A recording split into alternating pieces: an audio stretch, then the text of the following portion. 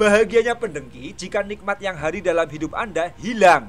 Nah, di masalah ini, jika Anda menerima begitu saja nikmat yang Anda peroleh untuk hilang, maka hati si pendengki makin angkuh dan bertepuk dada, dan tentu dengkinya tidak akan menemui kesembuhan.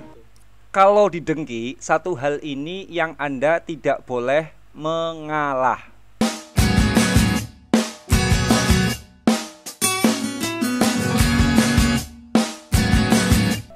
Dengki itu kondisi hati yang cari bahagia dengan bersyarat, yakni menggantungkan kebahagiaan pada celakanya orang lain.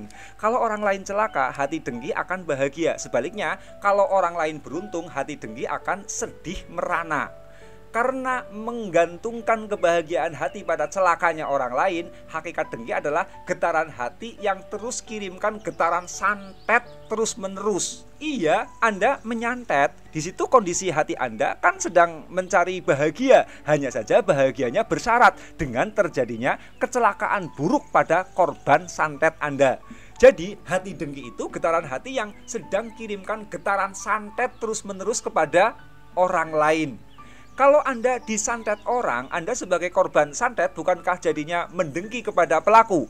Mungkin awalnya hati Anda biasa saja kepada pelaku, tapi begitu tahu siapa pelakunya, hati Anda akhirnya mendengki juga kepada si pelaku. Sebab ini pendengki dan korbannya akan terjebak dalam kondisi saling mendengki yang sama dahsyatnya.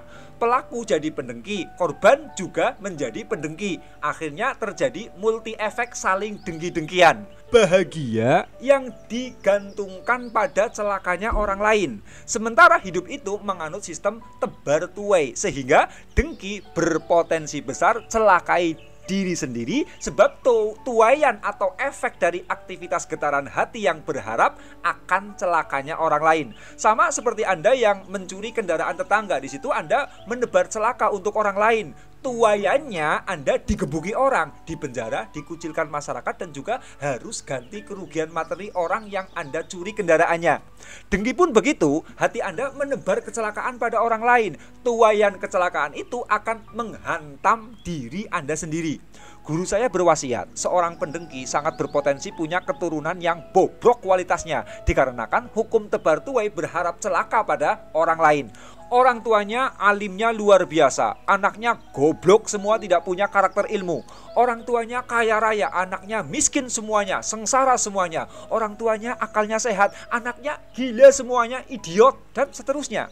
Potensi efek buruknya bisa diwariskan kepada anak karena memang hidup ini menganut sistem warisan. Bukan hanya harta yang diwariskan, kemiskinan diwariskan, masalah diwariskan, hutang diwariskan, visi misi diwariskan, bahkan pahala dan karma juga diwariskan.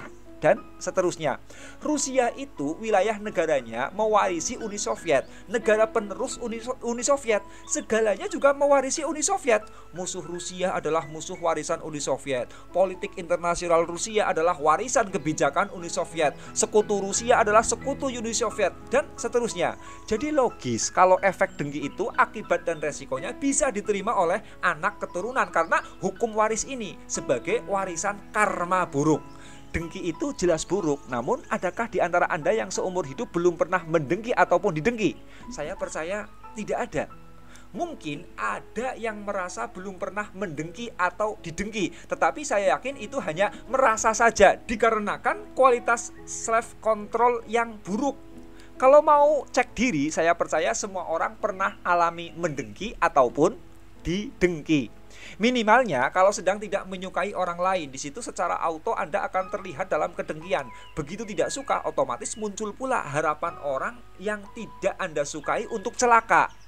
Nah, siapa yang belum pernah alami keadaan ini? Saya yakin tidak ada. Anda semua pernah mendengki dan pernah didengki.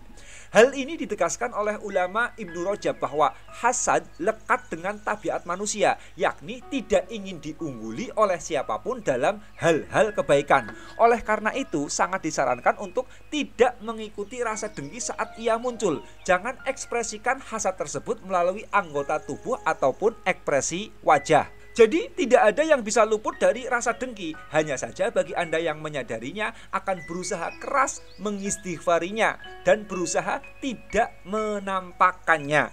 Sebegitu buruknya dengki, kenapa Tuhan tidak pernah meluputkan dengki dari hati seseorang pun?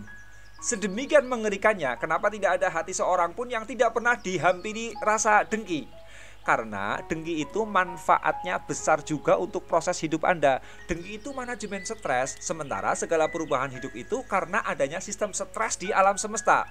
Bodi tubuh Anda bisa tumbuh karena adanya stres yang dialami oleh sistem metabolisme tubuh dalam mencerna makanan, menyerap dan mengasimilasi makanan untuk diubah menjadi energi. Dalam proses metabolisme ada stres akut pada sistem pencernaan Anda, di mana usus-usus Anda begitu sadis mendengki kepada makanan, dihancur leburkan lalu diolah sedemikian rupa sehingga metabolisme tubuh benar-benar menggerus-gerus penuh dengki dengan utuhnya makanan yang masuk lewat mulut Anda. Betul-betul usus itu mendengki kepada makanan yang masuk.